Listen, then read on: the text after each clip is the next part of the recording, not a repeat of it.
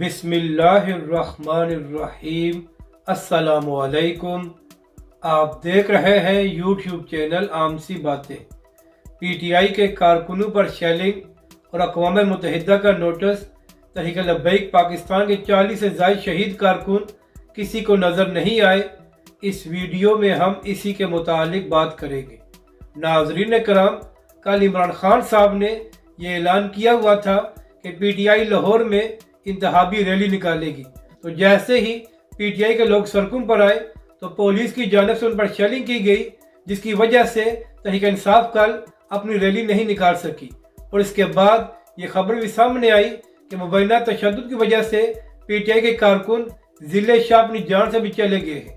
اب ناظرین کرام، یہاں پر اہم بات یہ ہے کہ کارکن چاہے تحریک لبیک پاکستان کا ہو یا پی ٹی آئی کا، کسی پر بھی تشدد نہیں ہونا چاہیے۔ اور کل جس طرح ضلع شاہ کی جان لی گئی ہے، اس کی جتنی مذمت کی جائے وہ کم ہے۔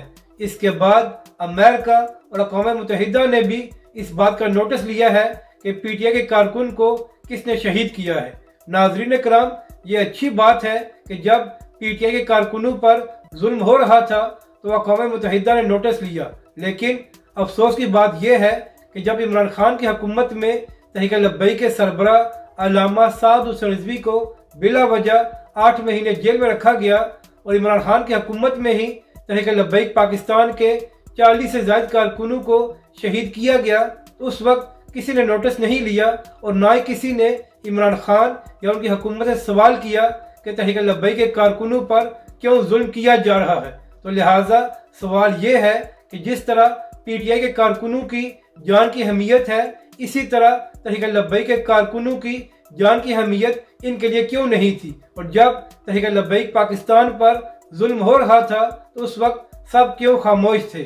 اپنی رائے کا ضرور اظہار کریں کہ آپ کو یہ ویڈیو کیسی لگی، اور ہمارے اس چینل کو بھی سبسکرائب کریں۔